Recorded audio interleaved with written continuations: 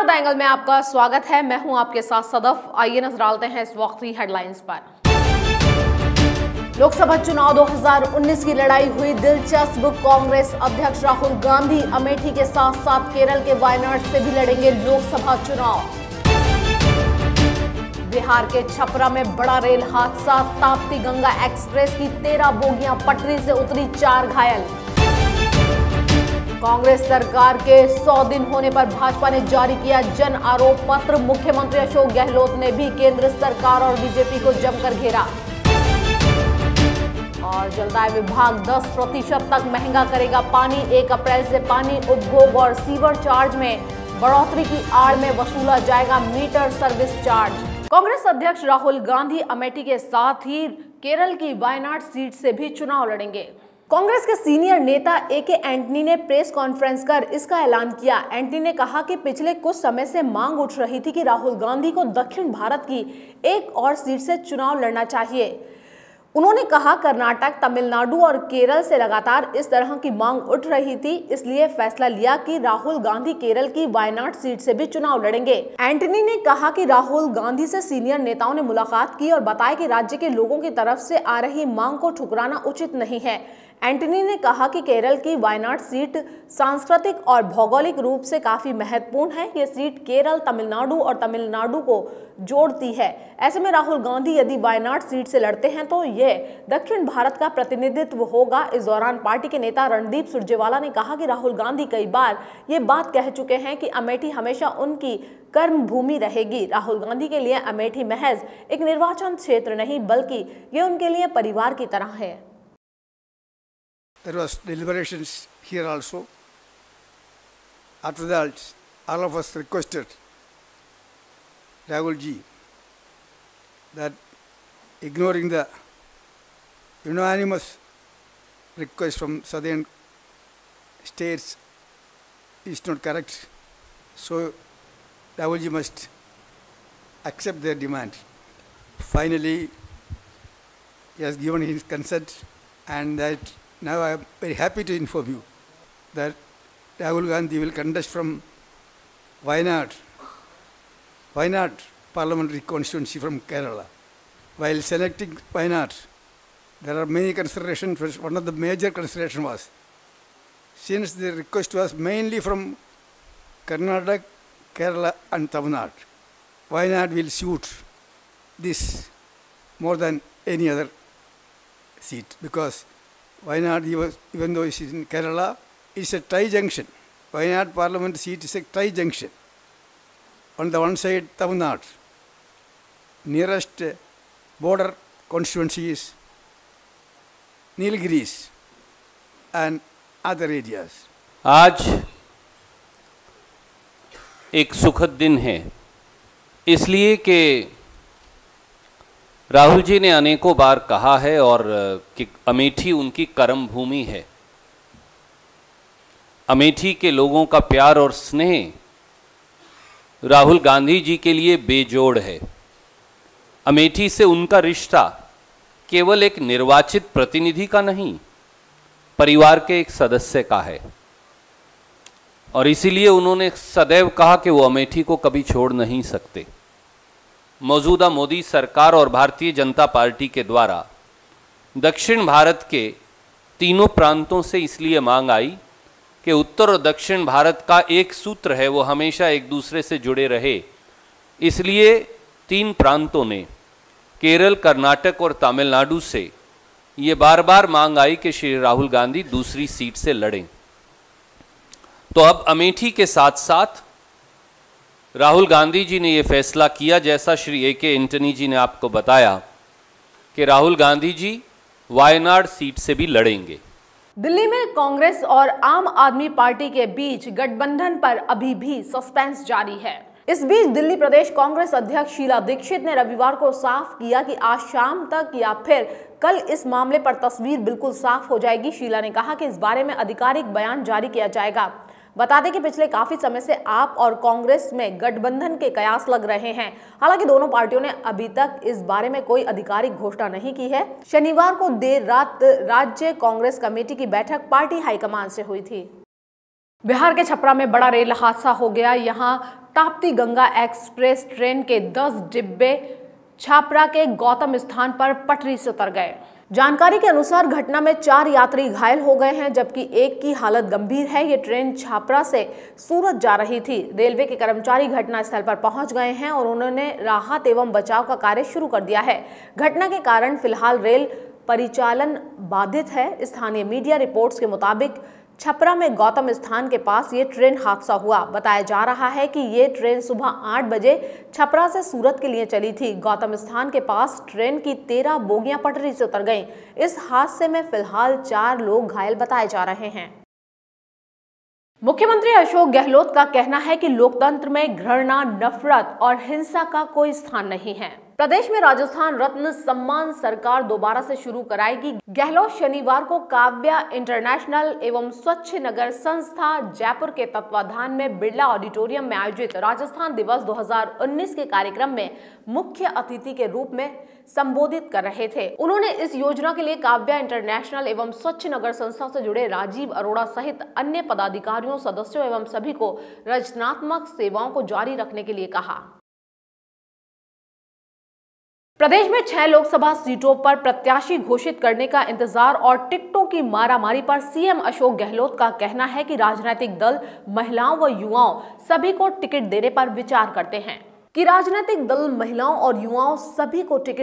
विचार करते हैं, लेकिन जिताऊ का समीकरण बाकी सब चीजों पर भारी पड़ता है। हालांकि टिकट वितरण में पार्टी इस दौरान पार्टी हर वर्ग के व्यक्ति को साधने की कोशिश करती है। गहलोत ने जयपुर में अपने आवास पर पत्रकारों से बातचीत में केंद्र सरकार और बीजेपी को जमकर घेरा। उन्होंने नोटबंदी, राफेल घोटाला, जीएसटी में कमियां गिनाते हुए कांग्रेस के पार्टी अध्यक्ष राहुल गांधी की न्यूनतम आय योजना की तारीफ करते हुए कहा कि कांग्रेस गरीबी मिटाने के अलावा हर व्यक्ति को आर्थिक रूप से सक्षम बनाने की दिशा में काम कर रही है।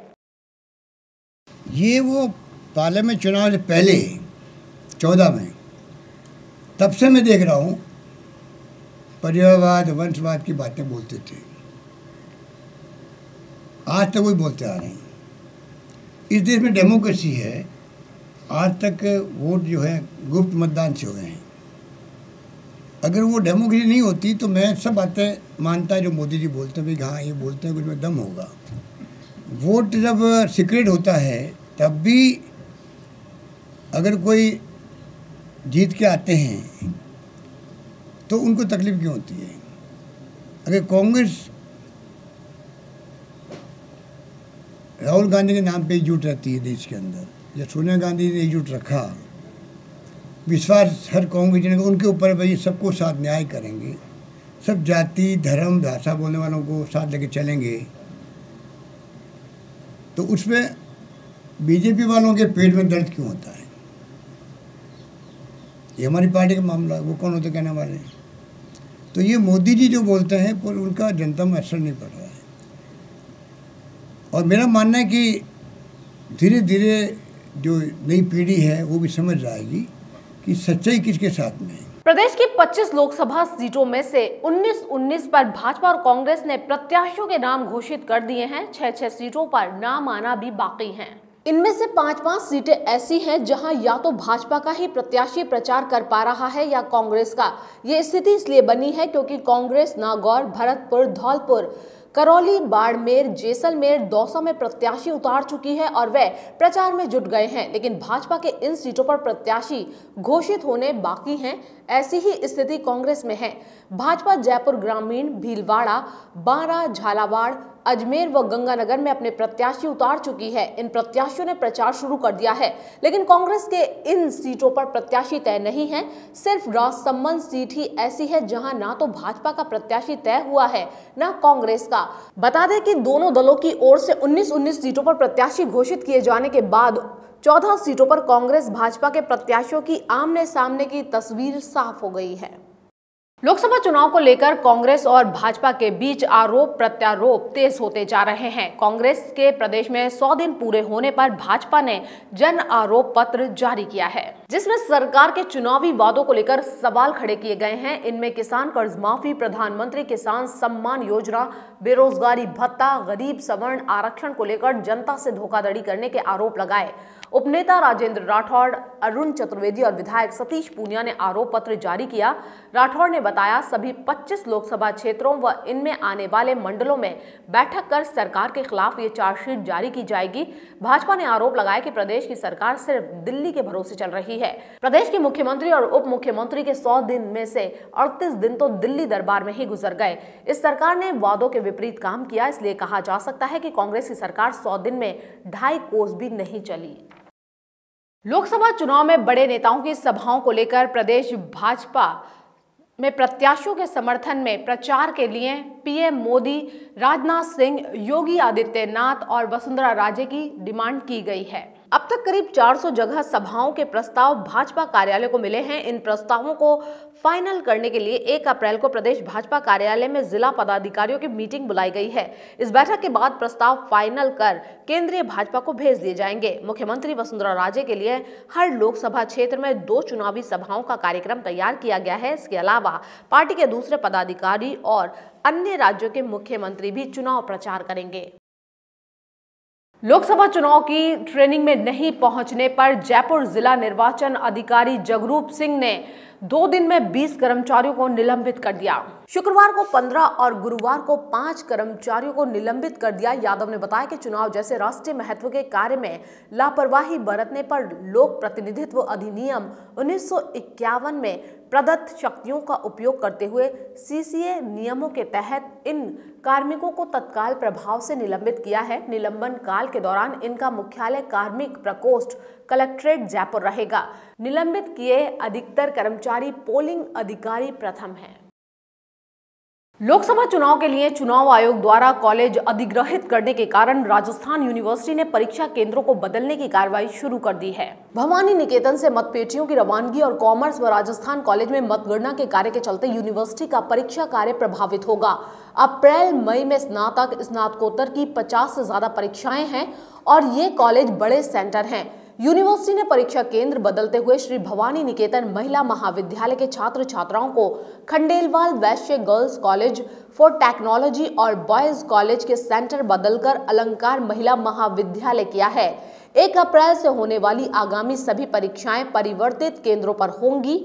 अप्रैल और मई में स्नातक स्नातकोत्तर के नियमित और स्वयं पाठी की 50 से ज्यादा परीक्षाएं होनी हैं। भवानी निकेतन, कॉमर्स और राजस्थान कॉलेज बड़े सेंटर हैं। इन केंद्रों को बदले जाने से 5000 से ज्यादा छात्र प्रभावित होंगे।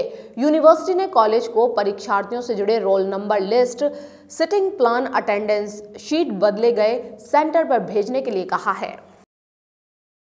जलदाय विभाग 3.5 साल पुराने आदेश से 1 अप्रैल को जयपुर शहर सहित प्रदेश के अन्य शहरों में पानी का बिल 10वीं तक बढ़ा देगा। हालांकि ये आदेश महीने में 15,000 लीटर से ज्यादा पानी उपभोग करने वालों पर ही लागू होगा। सरकार ने 15,000 लीटर तक उपभोग करने पर पेयजल शुल्क की वसूली नहीं कर रखा है। पानी उपभोग व सीवरेज चार्ज में 10% बढ़ोतरी की आड़ में infrastructure surcharge, meter service charge, नवीनीकरण शुल्क में 50% तक बढ़ोतरी होगी। उपभोक्ता को लोकसभा चुनाव के बाद मई से पानी के बिल में 200 से 400 रुपए तक का ज्यादा चुकाने होंगे। विभाग के इंजीनियरों ने 2015 में पेयजल की टैरिफ पर होने वाली मेहनत व बवाल से बचने के लिए हर साल 10% तक रेट बढ़ाने का नियम ही बना दिया। गौरतलब है कि पिछली सरकार ने 2 बार टैरिफ बढ़ाने के आदेश को स्थगित कर दिया था, लेकिन अब आचार संहिता होने के कारण स्थगित या बढ़ाने का आदेश जारी नहीं हो पा रहा है। एसएमएस मेडिकल कॉलेज और RUHS medical college of sciences से जुड़े अस्पतालों का 1 अप्रैल से आउटडोर का समय बदलेगा। इनमें एसएमएस महिला चिकित्सालय सांगानेरी गेट, जनाना अस्पताल चांदपोल, जेके लॉन, मनोचिकित्सालय शास्त्री नगर स्थित Kanwatia institute of respiratory disease Gangauri अस्पताल का समय सुबह 8 से दोपहर 2 बजे तक रहेगा।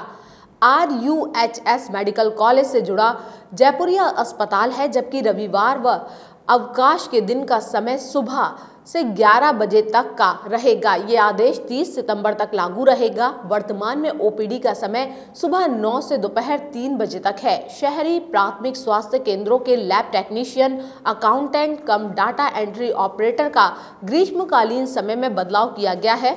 मिशन निदेशक डॉक्टर समित शर्मा के अनुसार 1 अप्रैल से लैब टेक्नीशियन व अकाउंटेंट कम डाटा एंट्री ऑपरेटर ओपीडी समय में सुबह व शाम दोनों पारियों में अपनी सेवाएं देंगे।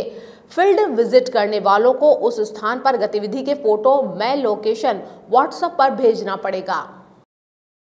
और इसी के साथ इस बुलेटिन में इतना ही। खबरों का सिलसिला लगातार जारी रहेगा। आप बने रहिए हमारे साथ। नमस्कार।